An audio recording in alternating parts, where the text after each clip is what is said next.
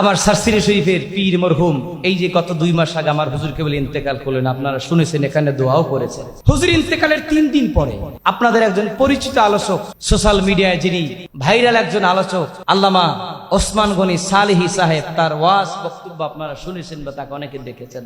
সারসিনা মাদ্রাসার তিনি উস্তাদ ছিলেন, এখন তিনি ঢাকা দারুন নাজাত মাদ্রাসার মুফতি ওসমান গনি সালেহী সাহেব, তিনি বলতেছেন, মনেম আমি সারসিরের মাহফিল শেষ করে পরের দিন মোনাজাত, তো সেদিন শুক্রবার আমাকে জুমার নামাজ পড়াতে হবে। তিনি মোহাম্মদপুর টাউন হল কেন্দ্রীয় মসজিদের তিনি শহীদ পার্ক মসজিদের খতিব। তো তিনি বললেন আমি সারসিরে থেকে রওনা করে চলে আসছি, আমি চলে আসতেছি।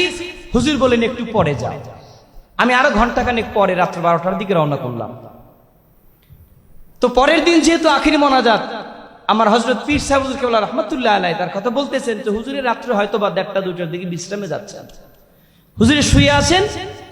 তো হঠাৎ করে তন্দ্রার ভিতরে বলতেছেন ওসমান গনি সালেহী সাহেব, তিনি আমাকে বলতেছেন কথাগুলো, আমাকে ডাক দিলেন ওসমান।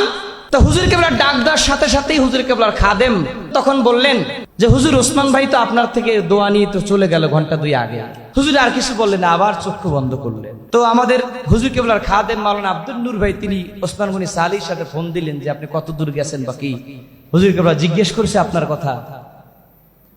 তো যখন ফোন করলেন যে ওসমান ভাই কত দূরে আছেন, বলে আমি ট্যাকেরহাটের কাছাকাছি। বলে হুজুর কেবলা তো তন্দ্রায় গেছিলেন, হঠাৎ করে আপনার কথা জিজ্ঞেস করলেন। ওসমান বলে ডাক দিছেন, বলে ভাই আমি একটু আগে গাড়ির ভিতরে ঘুমেছিলাম, আপনি বলেছেন হুজুর কেবলা আমাকে সারসিনে বসে বলেছে ওসমান, আর আমি ওসমান গনি সালেহী ট্যাকেরহাটে বসে আমি গাড়িতে ঘুমন্ত ছিলাম। আমার কানে হঠাৎ করে আমার হুজুর কেবলার আওয়াজ ওসমান শব্দটা আসার সাথে সাথে আমার ঘুম ভেঙে গেছে। আমি তাকাই দেখতেছি আমার গাড়িটা ট্রাকের দিকে যাচ্ছে, আমার ড্রাইভারে ঝিমতি আছে, ঘুমাচ্ছে। আমি ড্রাইভারকে ধমক দিলাম, এই বেটা গাড়িতে অ্যাক্সিডেন্ট হচ্ছে। সাথে সাথে গাড়ি আমার ড্রাইভার হার্ট ব্রেক করেছে। যদি আমার হুজুরের আওয়াজটা আমার কানে না আসতো, এতক্ষণ আমার গাড়ি ট্রাকের তলে চলে যেত।